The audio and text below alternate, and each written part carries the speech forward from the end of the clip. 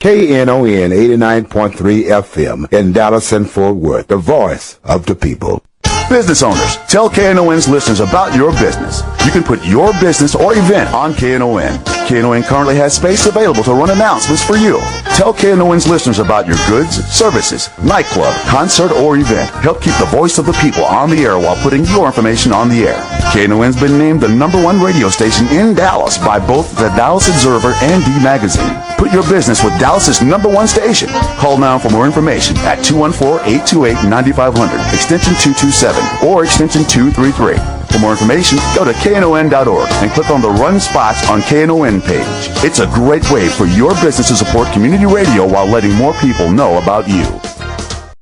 Good morning, it's the Workers' Beat. I'm Gene Lantz, and I am with Bonnie Mathias. Good morning. Bonnie, now you have to check me on this and make sure I got the exact right information. But Monday at 12:30, right after lunch, Stand Up for Health Care. National organizations are asking union people to help oppose an ugly anti-Obamacare campaign being led by Congressman Darrell Issa. The Texas Organizing Project has organized a press conference at 12:30 p.m. December the 16th.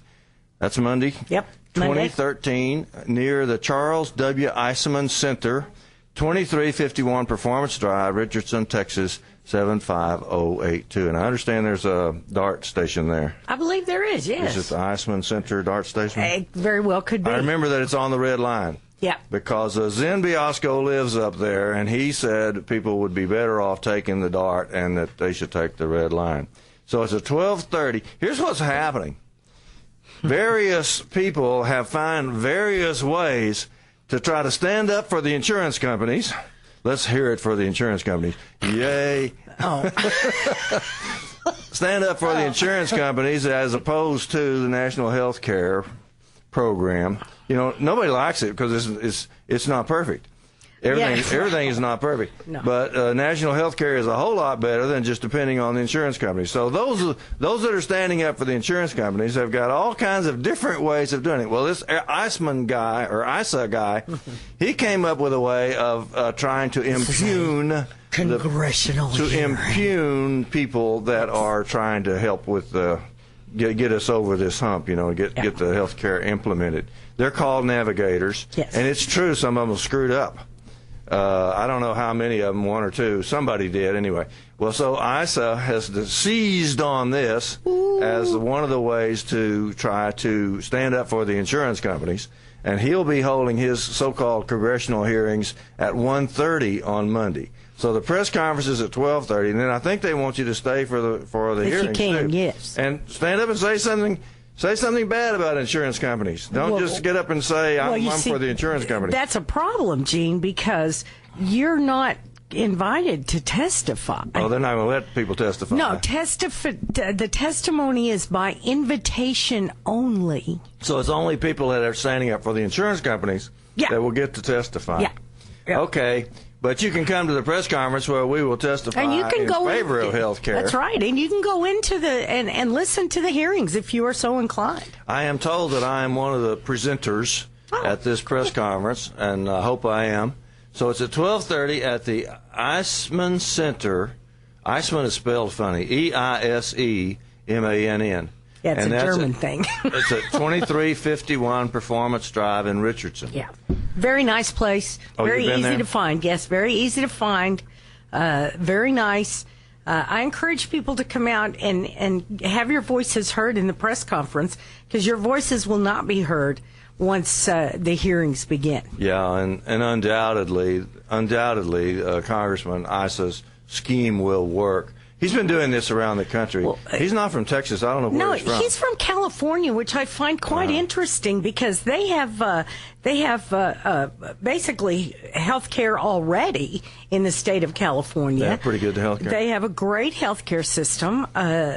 Great. Everybody's very happy there, you know. I bet the insurance companies are. Oh, they're pretty, you know, they seem to be okay, but not as happy as they are here. No. Insurance companies are happier in Texas, I think, than anywhere. Yes. Where they practically own the state and pretty well own the politicians. Yep. Well, anyway, be at the Eisman Center, 12:30, and it's at 2351 Performance Drive in Richardson, Texas. And I will have a statement, big long statement, but I'm not gonna make the whole statement. I'm just gonna get up and say, "Yay, healthcare, boo, insurance companies." That's good. Well, you only get about 10 seconds on television anyway. That's right. That's right.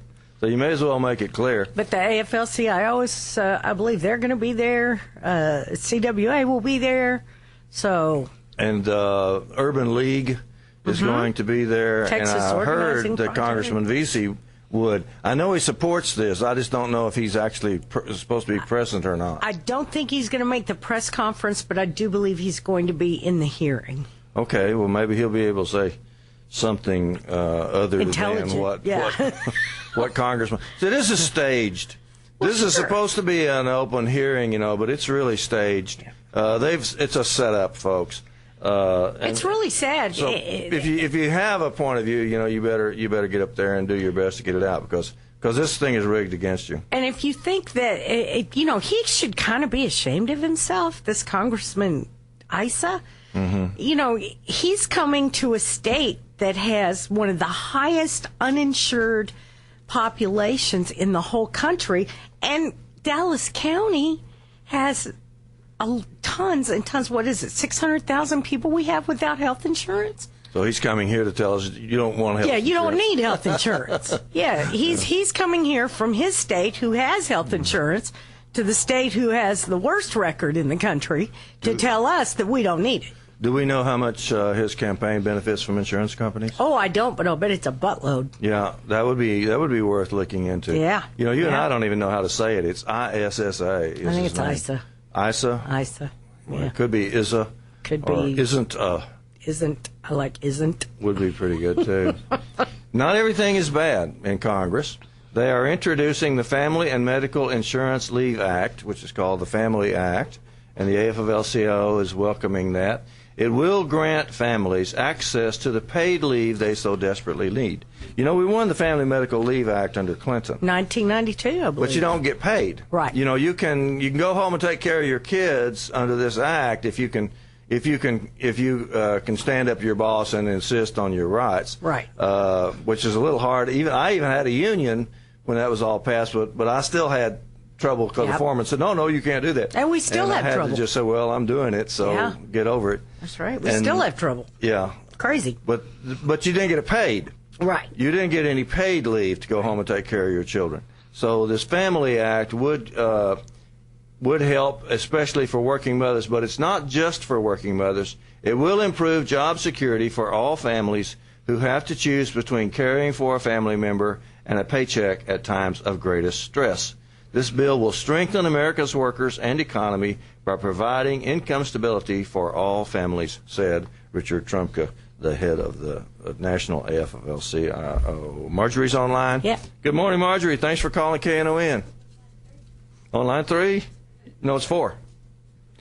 So it's 4 here. Good morning, Marjorie. Thanks for calling KNON. Can you hear me? Yes. Yes, we hear you now. Very good, very good. Okay, I'm not able to get to a radio because of a problem I don't want to take airtime up with. But I wanted to know what is going on. Is Congress going to try to cut any earned benefits or any public assistance? I think that's certainly on their mind. Well, the Republicans have got in mind gigantic cuts in food stamps.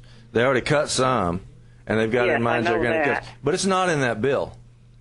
Okay. The bill that they are considering right now has cuts in it for federal employees' pension rights. And, of course, pension rights are the first thing that they're trying to cut everywhere when you look around. People have lost pensions right and left.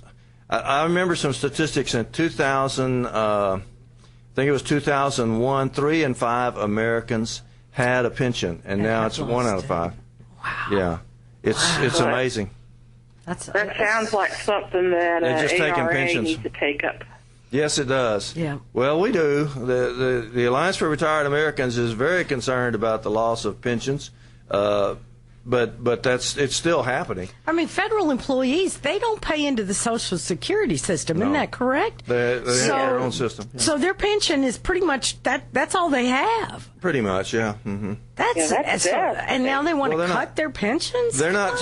What they're doing is they're going to hit the new hires.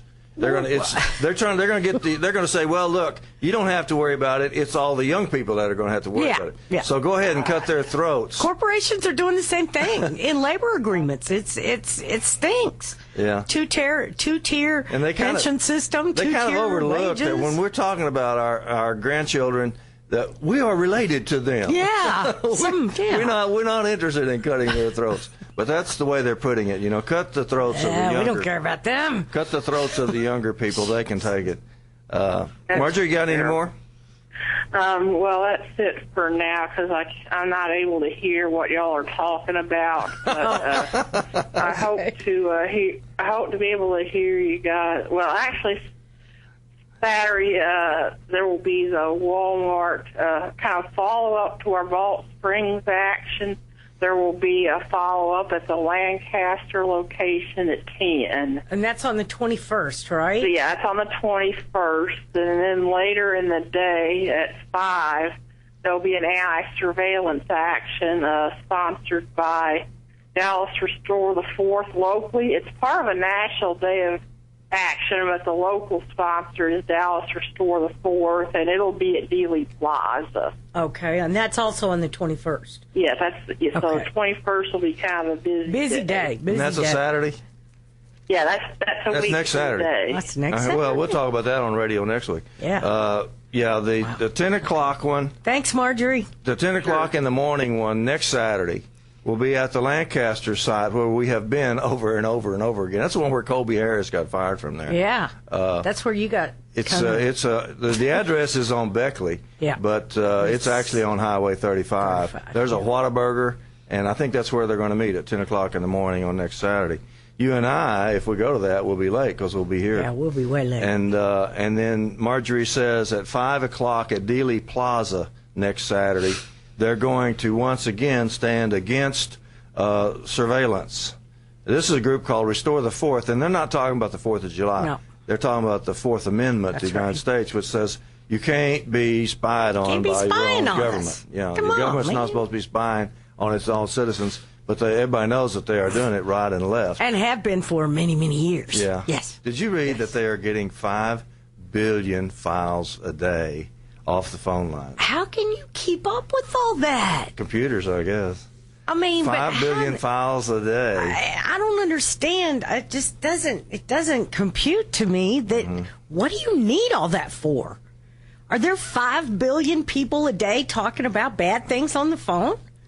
I guess, well, 5 billion conversations? Their assumption is that if we catch 5 billion of them, then we'll also catch the 2 or 3 important ones, but that ain't right. 5 billion files a day. That's what I read. My thing is, it is absolutely impossible. I thought, I don't know, to actually get anything from all that. Mm-hmm. I mean, wouldn't it just kind of be just a bunch of gibberish? I went out with some retirees on Thursday and opposed the budget, which meant that it was a call-in day, so we did some calling, my union hall, and some of the brothers and sisters from retirees from UAW Local 848. I want to thank them for making those calls from the union hall. Other people went home and made the calls from home. But then that afternoon, George Nolan, an infamous guy, led us out on the streets, and we went down the Cockrell Hill shopping center. Oh, yeah. Yeah, just west of downtown Dallas. And George painted his face completely green and black, and he was the Grinch. Wow. He had a Grinch outfit on. It was really pretty cool. And the rest of us wore little elf hats and a little bit of green here and there. That's great. Judy Bryant was pretty much all green. Brenda Warner was dressed in green completely. But anyway, we were the Grinch who stole Christmas because of the federal budget deal that they are voting on in the Senate. I guess they're probably voting on it this weekend. The House already passed it. I thought they were done.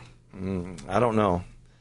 I don't think so. The last thing I read was that the Senate is posed poised to pass the thing, and they think the Senate will pass. Everybody's saying, well, let's celebrate because they're not going to shut the government down again in mid-January, as if they could resist. There's going to be some of them are going to be trying to shut down the government. You can absolutely count on it. Yep, that's their thing. And I like that. And but just the fact that they're not going to get away with it. Yeah, well, I don't think that's something you celebrate. You don't go out and celebrate, hey, I didn't get robbed today. Right. Or, hey, I didn't get raped. Wow, I didn't get fired, so we should have a party. Yeah. Oh. So we didn't get held for ransom in January, or at least they're saying we won't.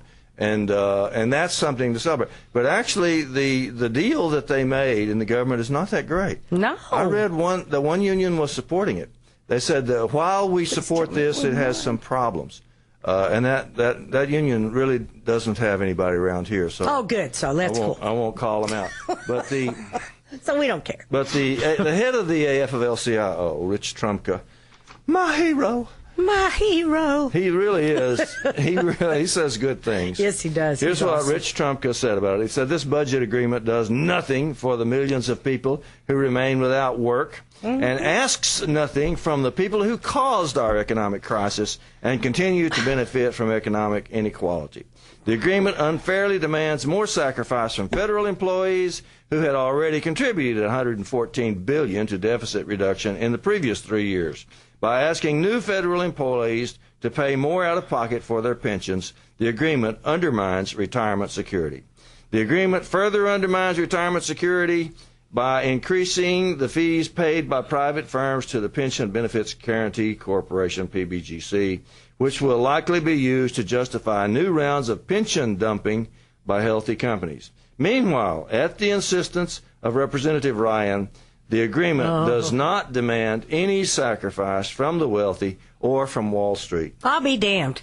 I'm shocked. How about you? And they also did nothing about the long-term unemployed who are about to lose everything on December 28th. Yep. 3 days after Christmas, the long-term unemployed will lose their whole method of subsistence. You know what Paul Ryan's method is on this? He says he has a method to his madness. You starve them out, and they'll go get a job. Well, or if they starve and die, well, then you don't have to worry about it. Then they're off the unemployment rolls. There you go. So it's a win-win. There you go. It's a win-win, wasn't it? Ryan is concerned. That's his deal. Starve the unemployed, let them die, and then the unemployment rate will go down. There you go. So I knew they had some kind of a method. Yeah. I heard that this week. Yeah. Yeah. Are we going to have to take a break? Looks like. Break time. 972-647-1893. Call us when we get back. Friday, I get my pay. That's the great Fats Domino. That's right. 972-647-1893 is our telephone number. And it is a true fact that I once danced right over to the fingertips of Fats Domino while he was singing that song. Did you really? When he hit those high notes on one end of the piano, he was almost touching my butt. And I was swinging it right on by there. That's good to know. Couldn't dance a lick, but, when Fats Domino plays, you have That's right. You got to dance. You got to get up there and try. Right. So we were saying right before that the agreement going through Congress right now has got some really sorry aspects to it, and particularly that they're not taking care of the long-term unemployed. Now, I'm hoping that the Senate, where there's more Democrats, will add that in. I hope so. For the long-term unemployed. I think it's 1.3 million are just going to be told one morning, the 28th of December, you are no longer entitled to live in America. Too bad. So sad. We're not deporting you. We're just not feeding you. You can stay here. You just can't eat. Yeah. You can't eat. You can't pay your rent. Here's how many. Here's how many in Texas will be hit. Oof. Unless the unemployment is extended, 41,673 Texas claimants will cease receiving Tier 1 benefits. 35,171 claimants will stop receiving Tier 2, and any claimants who exhaust regular benefits will not transition to receive EUC benefits, which is about 4,100 per week. So about 4,100 per week will be added to this. Oh. And when you add this together, it's almost 77,000 Texans that will lose their income on the 28th. And I'm December. sure, I'm sure a lot of people don't think that that's a lot. Oh, well, that's not very many people. Mm-hmm. Well, it is if it's you. Yeah. Yeah, that's right. Doesn't sound like nothing if it ain't you. Right. But think about it, man.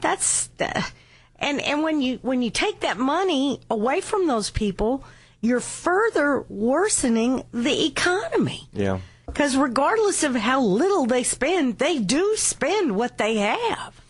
The fight goes on. And on. People who are fighting to get health care, the governor of Texas, for his own political purposes, decided to leave millions of people off of I guess it was 1.7 million, I believe it was, that were supposed to have gotten Medicaid through the Medicaid extension in the Affordable Care Act. And Governor Perry dug his heels in about it. Said, no, that's not going to help not going to help my presidential campaign. Yeah. So he left them out. And there's a way of trying to get them together now. It's called Texas Left Me Out. And their website is texasleftmeout.org. Oh, that's It's all one word. There's no hyphens. texasleftmeout.org. Obamacare advocates are actively recruiting those left out of the Medicaid expansion in Republican-controlled states.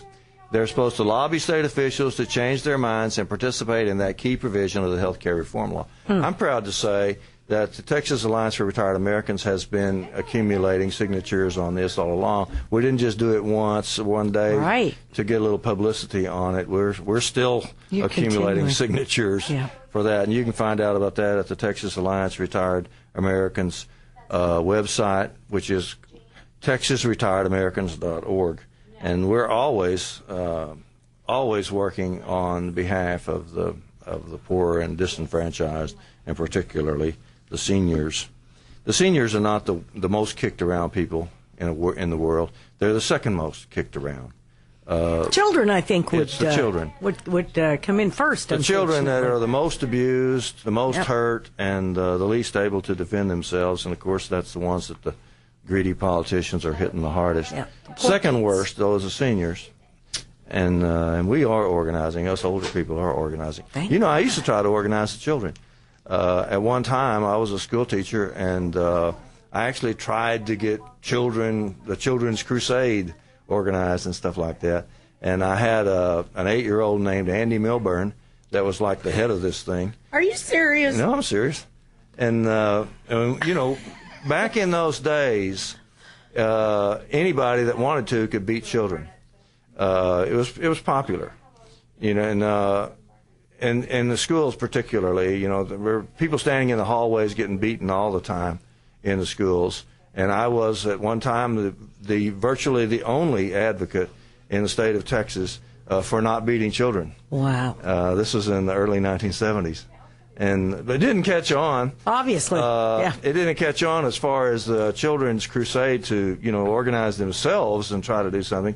But they did stop beating the children, and I'm proud to say that I helped on that. I didn't do it. I didn't pass the legislation or anything. But there was a time that if you wanted someone to speak against beating children on television, you had to call Gene Lantz, because I was the only one that would. Wow. I was the only one that stood up and said that. You think that Andy Milburn is the same Andy Milburn that went on to be the VP of District 6, CWA for District 6? I thought of that, but no, it wasn't. I guess he probably my Andy Milburn became a musician, and you see his name on movies because he's music arranged by Andy Milburn. Very cool. And that was the one that I had when he was 8 years old. He was famous. He was famous around Houston. That's pretty awesome. For a while there, because he'd get on television with me, and he would explain things to people, and I love it. I can remember crowds of people standing around little 8-year-old Andy Milburn, and his explaining everything to them, all the problems of the world. He knew the answer to. He had this theory about houses that I really liked. He said the housing problem wouldn't even exist if we just didn't own our houses, and everybody could just go into whichever house is wherever they happen to be. So, like, if you had to make a trip to California, you wouldn't have to get a hotel or anything. You'd just find out where somebody else that lived in California had gone somewhere else, and you just take their house. Timeshare. And and we would just keep track of which houses were open at any time, and this would solve the housing problem completely. And that's pretty smart, actually. Yeah. I thought he was going to grow up to be the Buddha. That's what I thought. Right. I thought we were going to have a new Buddha. And maybe he is, for all I know. We don't know. This has been a remarkable year for organized labor in Texas. This is We've good actually news. grown by 10% in Texas, haven't we? This is good news. What's it doing on our show? I don't know. What's it doing on that sheet of paper? You never bring good news. Good news. This has been a remarkable year for organized labor in Texas, from the news that union membership in the state grew by more than 10%. Wow. And we had a legislative session where a whole lot of bad things did not happen. We staved off a whole lot of bad things and enacted a couple of good ones. Yeah. And we had a very promising candidate filing season, which just ended on the 9th. And hope is in the air. National attention has been focused on Texas as a site for union organizing and as a potential political turnaround state. We are in for exciting times. I'm quoting Ed Sills. All right, Ed. Communications Director for the Texas AFL-CIO. I'll quote you if you call 972-647-1893, the phone number of the station where they actually love it when you call. That's right. You don't have to listen to my opinion and Bonnie's. That's right. Come and call and tell us what yours is. The problem with you and me is that we agree too much. I know. We can't help it. Yeah, we do. We need some people that disagree to call. Yeah. Call us. 972-647-1893. I hate to say this, but I've got more good news. Oh, man. Senator Warren, she's a doll. Elizabeth Warren, she's the bomb. She has joined a group of senators that includes Senators Sanders, Harkin, and Brown in the growing consensus that we must expand and not cut Social Security. Yay. Polls show that these ideas are popular in red, purple, and blue states. In fact, expanding Social Security is popular by 2-1 in Kentucky. Now, are you sitting down? And by 3-1 in Texas. Wow. People in Texas would like to expand Social Security by 3-1, according to some poll. Did you hear that, Ted Cruz? Did you hear that? Are you listening? 972-647. Of course, according to his math, that would be the direct opposite. 647-1893. If Senator Cruz, if you would like to call. Yes, by all means, Senator Cruz, please call us and tell us what your opinion is. Mm-hmm. We'll listen for a second. So actually the idea of saving retirement and improving Social Security, and I'm sure Medicaid and Medicare too, gaining traction, is popular. That's what people want. However, it don't matter what people want. It's not what insurance companies want. Insurance companies, on the other hand, would like you to give them more money and forget about all these other frills. They call this other stuff frills, you know. And it's just entitlements, food and stuff like that. Yeah. You don't need that. What you need to do is give more money to the insurance companies. Or, whatever other special interest group may be catching your eye. There's lots. In Texas, it's mostly insurance companies. Insurance is big, yeah. It's very, very big. So you've heard of the looming retirement security crisis, but this statistic is extremely sobering. The majority of black and Latino workers, 62% and 69% respectively, do not own assets in a retirement account. So they're telling you, you don't need Social Security and Medicare and stuff like that because you got your own money. Well, not if you're black or Latino. They do not own assets in a retirement account. This comes from a new report by the National Institute on Retirement Security released this week. To make things worse, 3 out of 4 black households and 4 out of 5 Latino households, ages 25 to 64, have less than $10,000 in retirement savings. Now, you compare that to white households. They have 1 out of 2 of them has more than $10,000 in retirement savings. So if you're black or Latino, you probably don't have $10,000 in retirement savings. And they're trying to cut your Social Security, Medicare, and Medicaid. Yeah. So you'll have even less. The statistics will look even better, though, after all these poor people die. Yeah, right? All the poor people. The poverty rate. Yeah, the poverty rate will be cut in half because half of the people will be dead. In the richest country in the world, the poverty rate is a source of great embarrassment and shame. It should be, but they don't seem to care. No, they do care. They've got a plan. They just want them all to die. The poor people will die, and the poverty rate See, we just hit on this. Everybody else doesn't realize this. You're you right. heard it. You heard it first on KNON. That's it. They do have a plan. Yeah. It's not that they're nuts. Nope. Well, they are nuts. Well, but they have a plan. You know, people think Hitler didn't have a plan. Hitler had a plan. He had a plan. It didn't mean he wasn't crazy. Right. But he had a plan. That's it. It involved exterminating people. There you go. And so if you didn't like him, you got exterminated. See? So I believe Senator Cruz and some of the right-wing politicians in America, I believe they have a similar plan to exterminate their opposition. Sounds like it. You know, those poor people don't vote Republican anyway, when you think about it. Right. So if they want to increase the Republican vote, relatively speaking, then the more Democrats you starve, the numbers fit. The numbers, yeah. The numbers fit. That's how they would like it. 972-647-1893 if you have an opinion. Or if you think we're going too far. I don't really think we go too far. I don't think so. I don't think we go far enough. Oh, I must agree. I mean, I think that what's going on in America is so outrageous that it is just people should be standing on the rooftops yelling. Lots of people. And certainly should be calling KNON at 972-647-1893. You know, it shouldn't just be me and Gene and 100 other people out there at a Walmart protest. It should be me and Gene and 1,000 other people. Yeah, and thousands and thousands. You know, it's happening in other countries, and I'm sure it will happen here. You think? Yeah, will they? I do think so. I want to point out the obvious. Okay. Where I was doing this on the Workers' Beat, pointing out the obvious. The whole discussion about the budget that's been going on for the past month, well, it's been going on for years, and the budget that they're voting on, they're only considering who to cut, when to cut, how to cut. They didn't even look at the revenue side. Nope. That was not even in the discussion. It's not in any of the articles. It's not in any of the speeches. It has nothing to do with nothing. They didn't even look at the revenue side. They said, well, we're not getting enough money, so we have to cut poor people. Yeah. And that's the logic that they always use. They're not getting enough money because they don't tax the rich. Yeah. They have let the rich off the hook completely. And corporations pay, they pay virtually no tax. Yeah, I haven't seen the statistics on this. I haven't memorized the statistics on this. But at one time, the federal government and the government in general was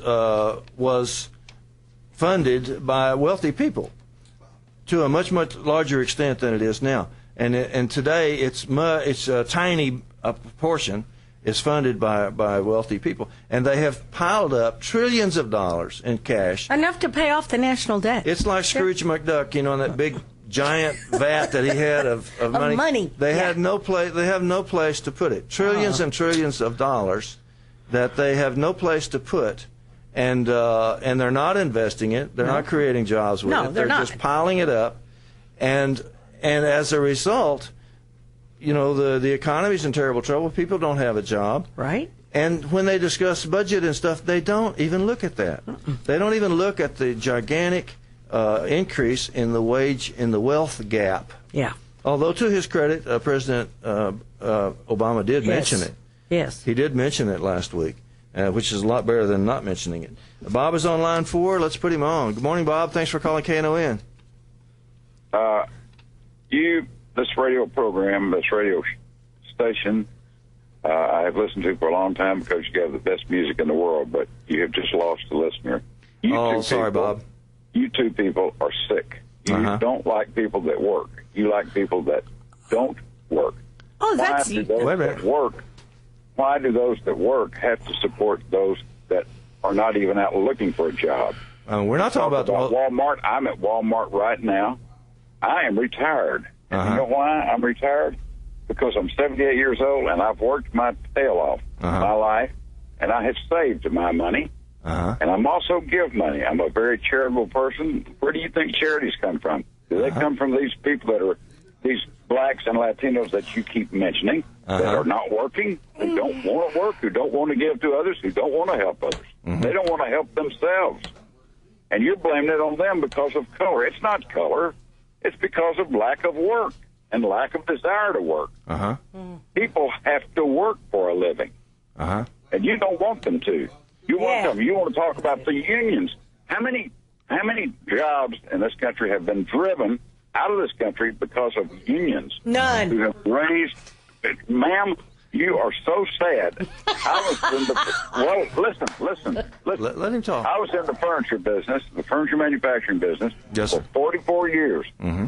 It has been driven overseas by unions because of all they want to do is they don't want to have their workers work anymore. They just want more money, more money. And you can't afford it anymore. You people want to go to Whataburger or to Burger King or to whatever and make them pay $15 an hour for somebody that ain't worth it. And then you're going to your hamburger, instead of costing $3, is going to cost $6. You don't make sense. Rush it up, Bob. We got to take a break. I gotta go. And you hush it up. You have lost a listener. No, I said rush it up. I didn't say hush. Bye. I said Goodbye. rush. No, you can stay on, but we have to take a break. Bob, you can call back if you want to rant some more. We got to take a break right now, though. Workers Beat. We were just being told how sick and disgusting we are by caller Bob, but we can't find out if Bob is still on the line. Bob, call again if you weren't finished. Let's put Deborah on line 2. Thanks for calling KNON, Deborah. Hey, Gene, how are you? Pretty Good morning. Glad to hear from you. What an act to follow.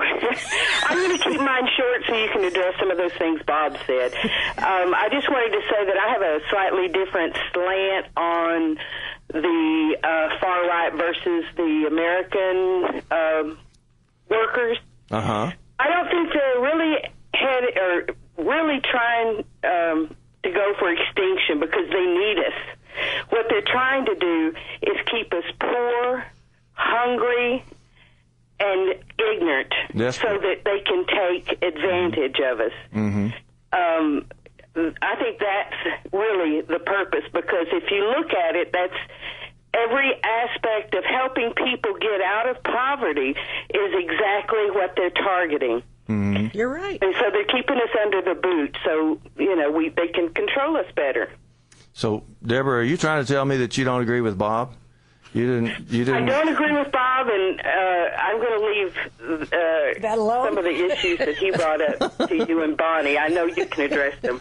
It's not the greed of the labor unions; it's the greed of the corporations. That's right. that are moving jobs off shore. That's right. That's right. And the stats prove it. If you look at how wages have been flatlined in relation to corporate. How the money's been sucked up to the 1%. Yep. That's proof. Okay. But I'll let y'all address dear Bob, bless his heart. Bless his 78. heart. Okay. Thank you so much, thanks, Deborah. Thanks, Deborah. Moving on, we got to get David on. He's been waiting. Thanks for waiting, David. Thanks for calling KNON. Hi. Hi. Yeah, I want to address some of the things that Bob said as well. Yeah, there's an element of truth in what he's saying, right? The unions are driving the jobs out of the country, but there's a big problem with that idea. The unions aren't in control of hiring and firing. Amen. The people who are in control of hiring and firing are the bosses, the employers. And of course, like under capitalism, they're going to try and preserve their profit, and instead of accepting a lower profit margin in order to give more money to workers in terms of wages, they're going to try and go and pay lower wages somewhere else, right? That's actually where a lot of the Texas economy comes from, is the northern industrialists looking for new places to pay lower wages. Yep. Well, we got them, don't we? We got them. Yeah. Yeah, we do. And that's another thing, right? In Texas, there's this idea like, there's not going to be any fight back. People aren't going to struggle in Texas. But, I mean, the statistic that you cited, Gene, about the AFL-CIO membership in Texas growing by 10% over the past year, that's an explosive increase, actually, And if you look at some of the other figures you cited, like support for Medicaid expansion, 3-to-1, and some of these other figures that are available, it shows that the companies might be able to move from one region to another for a time in order to preserve their profit and exploit workers. For example, if you look at Bangladesh and Vietnam, the United States gets a lot of its garments from these these countries, and the idea, right, is that, well, we can pay low wages there because they're not organized, right, or, you know, these sorts of things. But if you look at the struggles of the garment workers in Bangladesh, they actually, those perfectly anticipate the same sort of struggles that we'll see here in Texas among fast food workers and warehouse workers and retail workers. So, you know, sure, like the companies can run, you know, to the corners of the earth, but the unions and the workers are going to chase them. Anytime these companies try to set up shop somewhere, there's only going to be so much exploitation and privation before the workers get fed up and they're going to organize. So, sure, Bob, you know, like, why not? But the fact of the matter is the source of value is labor, and without our work, none of the profit is coming about. And, you know, as a grown man, a young man, but as a grown man, I have to say, like, I play a part in producing its value along with all these other workers. And all we're really saying here with the union is that we have a right to determine our conditions, and that we have a right to improve our lives by our work, you know, and that it's not just a question of trying to hurt the economy or these sorts of things or greed. Like, you know, it's the companies that are greedy. All we want is to be able to feed our families, take care of ourselves. Mm-hmm. That's all I got. Let me ask you though something directly, because I know what set Brother Bob off, who called earlier. There's a certain movement going on to try to get $15 an hour for food service workers. You said you were a young worker, David. Do you support that, that food service workers should get $15 an hour? Absolutely. I absolutely do. That's what's setting people off. I've worked in a lot of fast food restaurants, and if you look at these companies, I've worked for Subway, I worked for La Madeleine, I worked for Jimmy John's, and all kinds of companies. And I'll tell you what, like, these people, the people at the top are extraordinarily wealthy. They're making enormous amounts of money, and they're making it by forcing fast food workers to come in and work while they're sick. A close friend of mine was working at a bar yesterday, sick because he had to under compulsion. There's no option about it. Mm-hmm. And the difference between the amount of money that is being created that's going into profits, that's not being invested usefully, it's just sitting in the bank accounts of the rich, and the almost subsistence wages of these restaurant or retail workers, the difference is incredible. It staggers the mind. And I encourage everyone listening to just look up the figures, you know, and like check all kinds of different sources. And you know, I'm not making this up. This is just the fact of the matter. Yeah, $15 an hour is not unreasonable. Also, the idea that the cost of a cheeseburger is going to go from $3 to $6 by doubling the wage is absurd. Like, there's no evidence supporting that. Actually, studies by economists show that it would increase the price by 10 to 20 cents, and you would be able to preserve the same profit margin. One more thing that I want to say on that real quick, and then I'll get off, is that the thing is that if the productivity of labor increases and the total amount of output of the workers is increasing, the value of the labor by if you're more productive, you're worth more, is what I'm trying to say. Yeah. So if you look at studies that show that the average wage, I believe, should be around $21 if wages had kept pace with productivity since 1968 or something like that. Yep. Like, we're not even demanding like what we should be demanding, like, which is $21. We're asking for 15, and I think that the reason that the demand for 15 is picking up pace is exactly because of this, because there's a latency between the increase in productivity, which has been taking place over the past couple of decades through speed ups, increased rational exploitation of labor power, and these same low wages. So, I mean, is frankly, it true? Like, it's. Let me ask you this too, because I know you're a younger guy and you're responding to an older guy who said I believe he said 78. Okay. Let me just ask you this, because he said that blacks and Latinos don't merit the support that we're giving them on this station, because they won't work. He said the issue is that they won't work. So you worked in food service. Were the blacks and Latinos, did they work as hard as Anglos? Or do you have an opinion on that? I've seen no difference in the hard work of any people of any race. Right now I'm working in a warehouse in Denton County, and my foreman is a woman. She's a Latino woman, and she started working at age 9 as a migrant farm laborer picking cucumbers and these things. And when she was 18, she started working in the factories. And she's about twice my age, and she's still faster than me on the job. So she works I've pretty got to hard. say, like, she works real hard. And in fact, I believe that I'm the one of only 2 or 3 white people in that entire warehouse. Everyone else there is black and Latino, and they bust their asses. They work. Okay, thanks for your opinion, David. 972-647-1893 is the number, and they're kind of lining up. Jason's on line 1. Let's let him talk. Good morning, Jason. Thanks for calling KNON.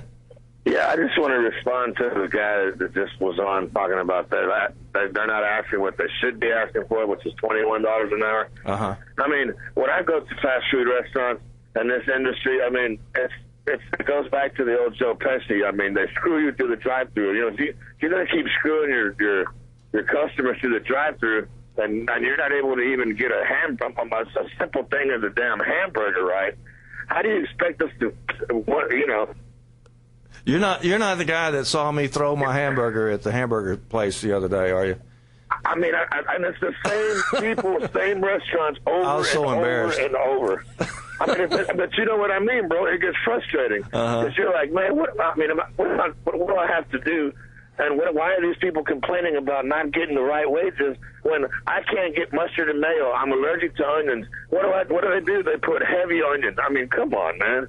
These people aren't worth the money they're asking for. Well, do you think it's their fault, or do you think it's the restaurant chain? I think they don't like their job, and they laugh to themselves while we're driving off unhappy with our food because they know the company's getting their money, and so are they. Anyway, so it's the workers' fault then. Well, yeah, because they don't know what that. Yeah, well, first of all, it's the employer's fault also. It's both of them because they're not monitoring them specifically. You get a person that makes a burger every day and does the same burger, the same thing every day, and they can't get it right customer to customer, then they're providing a faulty product in my eyes. Yeah, I see what you're. So, but just on the question of $15 an hour for food service workers, you're against it? Man, I'd say it has to go on their. You'd have to judge that on their education. How far did they get in school? You know, so some of them you'd give better wages, and some of them you wouldn't. It all depends on how many complaints I get per store, per hour, per week, per employee. If that employee keeps making food wrong, they got to go. Okay. You know. I see what you're saying. Thanks so much for calling, Jason. Thank you so much. I wanted to give a shout-out to my boy Vladimir and his homeboy over here. God bless y'all. All right. Thanks so much, and good luck to you, Vladimir. 972-647-1893. We don't have a lot of time, but you can call and get your opinion. Right. Bonnie, do you want to give your opinion on $15 an hour? I think $15 an hour is a living wage, and that should be a minimum wage. My thing to Bob, just a statistic for you, Bob. The most people that are on public assistance are Anglo. Okay? They're not black. They're not Latino. They are Anglo. Just like you and me. Okay? So, just want you to know that, Bob. You're just assuming Bob's an Anglo. You don't know that. No, you're right. I don't know that Bob is an Anglo. You're right. I am assuming that. He kind of gave the view that that you would expect from white men. Yeah. Older white men. White men. But you know, maybe he's like not. The you don't know Tea that. Party kind of thing. Okay. I admire Bob. I don't mind his calling at all. I think he should call KNON all he wants to. Yeah. He said he likes the music here, and I'm sure he gives big donations to the music to keep the right. KNON on the air. Right. And so that's a good thing. I admire people who know which side they're on. Right. And the fact is that if you know which side you're on and you can articulate your point of view, then people shouldn't hold it against you. What bothers me is that so many people don't know which side they're on. Yeah. I know people that are, just working people that don't want other people to get a raise, and that sort of thing. Well, that's kind of confusing. Walking on that fence. If you work for a living, you pretty much ought to support the increase in the minimum wage. But not everybody does, because there's a lot of confusion. Right. There is. Oh, good. Vince is calling. Let's put him on line 2. Thanks for calling KNON, brother. I'm kind of late getting to the program, but and I'm not sure if this came up at all. But I was hoping I could kind of insert this thought, this idea. I am a conservative, an African American conservative at that. However, I do believe that there is a moral standard, a moral ideal behind the whole minimum wage increase. In a morally grounded society, where godly principles rule, those the wealthy, those to whom much is given, they'll see their responsibility to distribute their wealth accordingly. Mm-hmm. And I think that whole thing is missed, especially among my fellow conservatives. I don't think there's anything necessarily wrong with capitalism, but I think that capitalism can only be successful in a morally grounded society. Now, I'm not talking about socialism. I'm not talking about communism. I think that, as soon You're just as talking about morality. I'm talking about morality, and I think as soon as someone, brings up the whole conversation of a minimum wage increase, they automatically call conservatives, and I mean, that's unfair from both sides of the aisle. Okay, hurry up now, because I got another guy waiting. Okay, well, that's what I wanted to get in, and I appreciate your time. Thank you. Thanks so much. If we had a good moral kind of capitalism, everything would be all right. Will is on line 3. Let's put him on. We'll have to really hurry with Will. Good morning, Will. Thanks for calling. Good morning. I'll make this very brief, and this is to Brother Bob. I'm black, and I grew up in the hood. I'm still in a relative, what you would call a depressed area now. Do you work hard? But listen, believe me, I'm retired now, and the reason I'm retired, Bob, is because I got hurt at the job. At 3 times. On the last one, I had a mild heart attack, so I was forced to quit.